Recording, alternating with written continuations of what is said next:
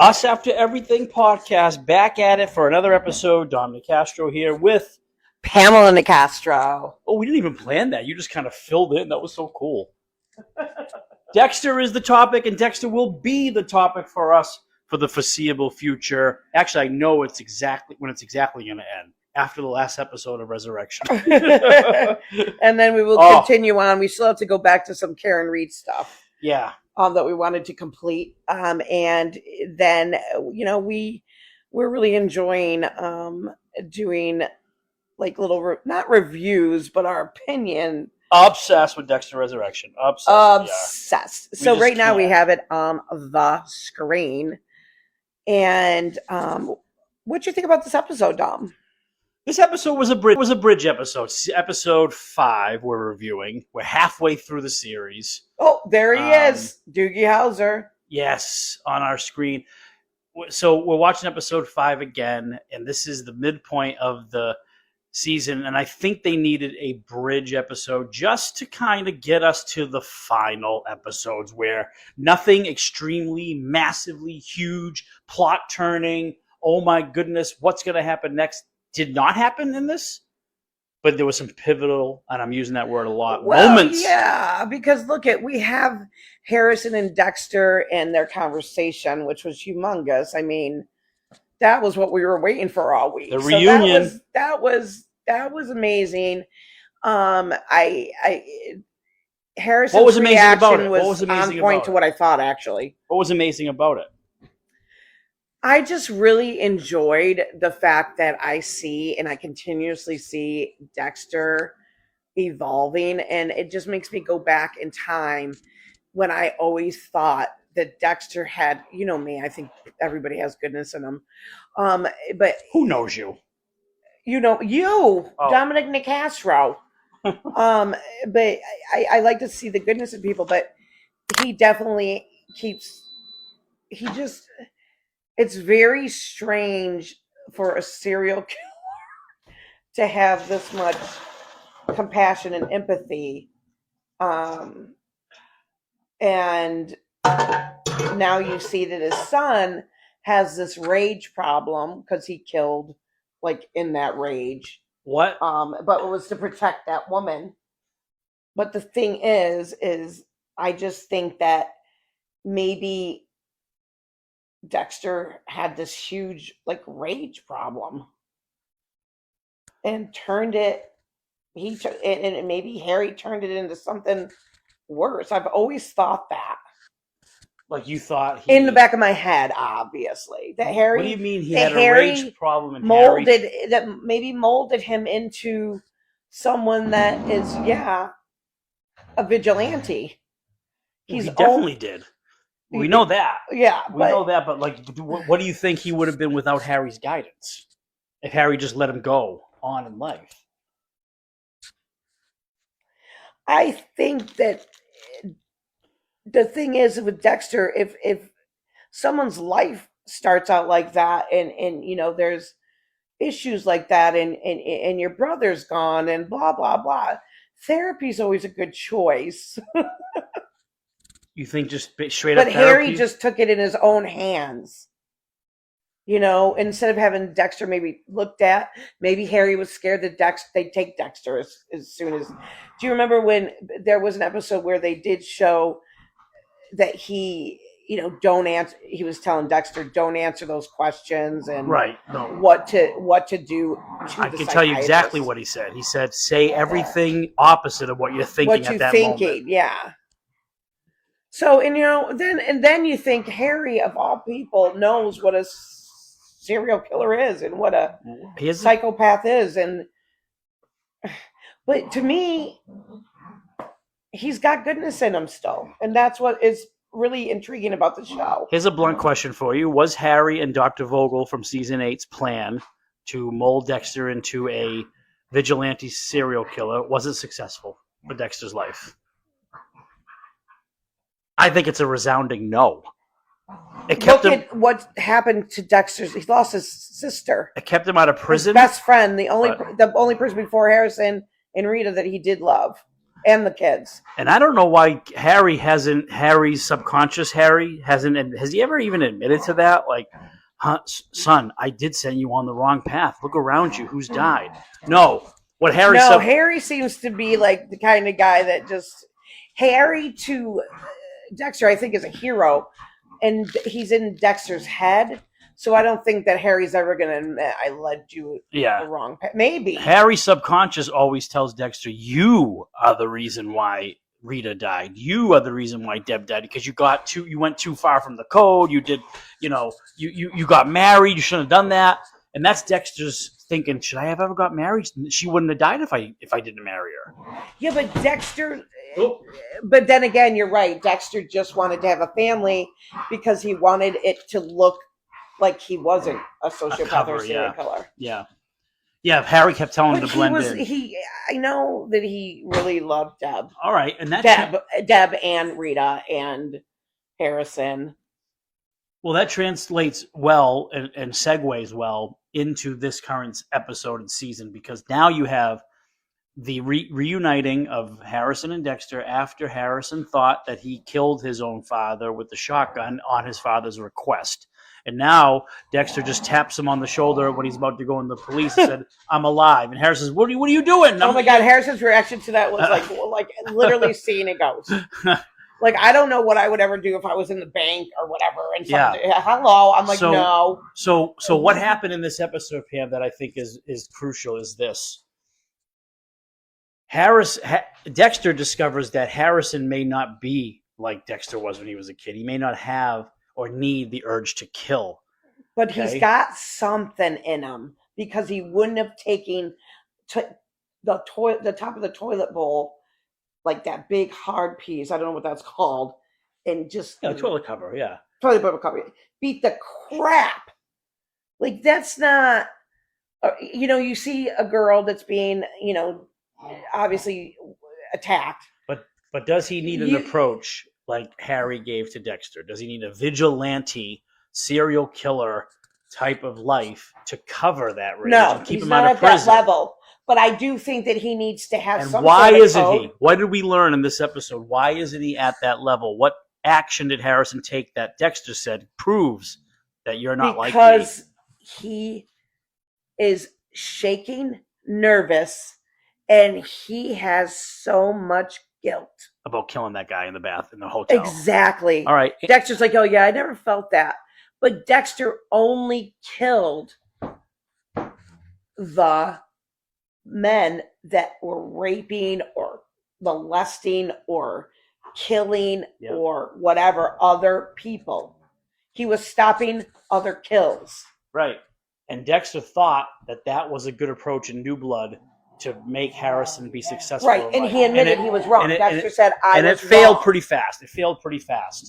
But it takes a very strong parent to say, I was wrong. But let's note this, okay? Where does the franchise... I got to do it to my own son. Where does the franchise go now? Dexter wanted to be like a Harry to Harrison. That's out the door, not happening. Where does Dexter take his parenting approach from here on out? Well, I think that's something that's going to be built on, Dom, honestly, because I know how I just see the love. I mean, I can see it on the screen right now is he's, Harry is saying, Dexter, let him, what are you going to do? And I think what's going to happen is they're going to have to be side by side because I do believe that cop's going to come back. I don't think she's done with Harrison. No way. So, and I think Dexter's going to be his savior. And I think that there could be a moment where Harrison saves Dexter. Really? Yeah, I do. I think that they need each other. I think that they may or may not be good for each other. I don't know yet. Yeah. It'll be very exciting to see. All I know is they're both amazing actors, and I just love it. I love the main thing I want to see is what these two are up to. And of course, Peter, my favorite. Well, there's a lot to be determined. Which I know Peter's going to end up on his table. You really think so? So we were talking in a previous conversation about Peter Dinklage and his fate, and I don't see I don't see him on the table. Write in the comments what you agree on. I think that Peter is the code's there because I think Peter sent Uma to the Kristen Witter characters to the police station. I think she's going to kill her because Peter doesn't want loose ends. So guess what? Yeah. He put a kill on someone. That's a killer. Oh no, he could definitely meet the code like that. The code's there. And Dexter will want to end that. There's a precedent. Season 5, Jordan Chase. Dexter and Lumen killed him. Technically, Jordan Chase never killed anybody. He just orchestrated. Exactly. So, I mean, I would have brought that up in a courtroom and said, hello. It's a precedent. There is a precedent. It's called Dexter v. Case. Or Chase. Dexter v. Chase. Okay, do it as Jackson from the Karen Reed trial. No one knows that. Your Honor. I know. People be like, well, maybe Dexter fans like Karen Reed trial. Nobody knows. That would be true if there wasn't a precedent. There is. It's Jordan Chase. I bet you he watches this. I think of Jackson a lot. I do. It's odd. Okay. I think of Yannetti a lot. And that's normal for me, though. All right. I'm just kidding. I'm truly not. Now we're catering this towards a Boston audience. Even though Karen Reed is national global, I don't think who knows. But, all right. So back to this episode. We covered a lot of ground. I guess one thing we didn't address is Batista. Is the fact, no, we didn't address the fact that Dexter called the police and how cool he sounded as a New Yorker. Yo, you gotta tell me it was Lady Vengeance. Get down here. I almost peed. Like, I literally was like, Dexter, you know what? That was bad. But he played, like, he gave a bad accent as an amazing actor. Yeah. It was just awesome. I couldn't. You caught something, though, Pam, that the writing should have caught in that moment. I love how he just loves bowling. Yeah, he does. By the way, I was on TV for bowling once. You caught something. You caught something that the writer should have caught because the 911 operator said, "Sir, something like, what are you calling from? What's your number?" or something like that. Like they obviously see the number. Don't in 911. You don't ask someone what their number is. Something like that. They said, yeah. Like But we got to think Dexter used a burner phone or something because he's smarter than that to call 911, leave his number on there. Or, I don't know. I can't remember. I mean, I don't remember, but I know that, we're in 2025 and there's tracking. Oh my God. Like they have to know in case someone says someone calls, they're being murdered. They drop the phone. Yeah. This is what Michael C. Hall, the things that I come up with. This is what Michael C. Hall is so great at is he acts within his acting. He's acting like a New Yorker. In season 3, he called Miguel Prado's brother Ramon, pretending he was a Florida kind of guy. He's like, "Yeah, man, I know everything about Freebo. Meet me at the bar in Tan. Order me a rum and Coke." I'm going to tag Michael C. Hall in this and ask him if there's any way he'd like to be on this podcast. No, we can get a Dexter character on this podcast, hands down. Oh, we're going to do it. We're going to do it. Yeah, we're really excited about it. Chris Frontero. Yeah. Chris Frontero. Chris, you're getting you on here. We want to ask you some questions, my friend. Chris Frontero was an intern in season 6 from Asuka. He wore a lab coat. He was trying to get the job as the summer intern from Miami Metro. He ended up getting the job, but he passed out on the job, his character. That was awesome. So we can ask Chris about his experience there. Just with Dexter. Matter of fact, about Michael C. Hall. I interviewed Chris already for a newspaper article. So we'll get him on the show. Yeah. And just say, we just need your voice and ask you a few questions. And we have other guests too from previous things that we had up, and you have to stay tuned for some wonderful stuff. And we're excited to see what's coming, and we're loving the season, and we can't wait. What do you think, Dom? Oh, this is like we said in the last episode of our podcast that this match is the intensity of the Trinity Killer. We believe that. I know we found out that there's other people that don't agree with us, and we're cool with that. And that's why I always say, I don't care what other people think because everybody has their own opinion on what they're enjoying on TV. Yeah. So, because I could like something, you might not, and that's fine. I love it. It's a wide world of opinions out there. I mean, I'm discovering people saying I didn't even like season 4. Miguel and they Prado like was Lumen's better. season the best. They season 5 was so intense, and I think Lumen's man. season was my worst. We love this episode. It is a good bridge into the final half, the last stretch of the show. And Harrison, let me go back to something I said in the past episode that I thought Jack Alcott's acting is the best so far in the series. I mean, I disagree, and I told you that. I think he's one of the best, and I think he's right up. Him and Dexter are these two awesome. Talking with the detective from New York City. I love her because she's like me. She's like, I'm sorry, but you called and you didn't leave a message. Harrison's got Jack Alcott has something in his eyes. It looks like he's permanently crying. Are they doing that, Pam, with editing or something? Because his eyes are intense. They're like he's always nervous and looking down, and he's just the way he plays tension. John, that's acting again. I have to keep telling you that. But I'm saying it's he's awesome at it. It's like next level. How do they find this? Well, I honestly think not only the casting directors, but the I think Michael C. Hall had his hand in it. Being a producer, I believe, on this, and just being Dexter. I mean, look at this cast. Look at this woman. This is brilliant. And if you guys disagree with us, then so what? Yeah, y'all don't know what you're doing. Your mama. Your mama. Yeah, man, your mama. What was that in the 1980s that we used to say that? Wow. 1990s, your mama. A Gen Alpha's really gonna say. Why did we say that? Like, seriously, like if someone cracks something, someone would just come back. That was their comeback. Your mama. Your mama. Yeah, your mama told me to do that. Yeah. Well, okay. Well, that hurt. All right, I think we should finish up. This is a nice, tight podcast. Season 5 I'm loving it. Wasn't something that's gonna, make us go insane and twist and turns. Things just happened. The I story. Can't wait till next Thursday. The story progressed. We have some guesses to make, and let's finish our podcast with one guess, one prediction that's going to happen next. Okay. And I think you mentioned when we were just kind of Uma Thurman. I think it's going to be a little bit about Uma Thurman. Maybe we're going to get a little bit of Batista. We're gonna.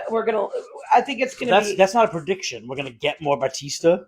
I want a hard prediction of where it's going. Like what's going to happen. Okay, Peter and Dexter are going to have sex. Like what? Like down seriously? Quinn is going to come back and arrest Peter Dinklage falsely. Yeah. Get over here. You're under arrest, you son of a bitch. Okay, so my prediction is this.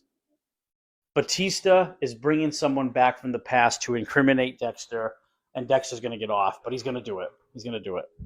Who would be I don't know. The past? Someone that's going to shock us. They'd have to bring him from the dead. No. This character's Who's around? There's characters that are lingering that they can bring back. He could bring back. Oh, I was just going to say someone who's dead. I'm not saying it.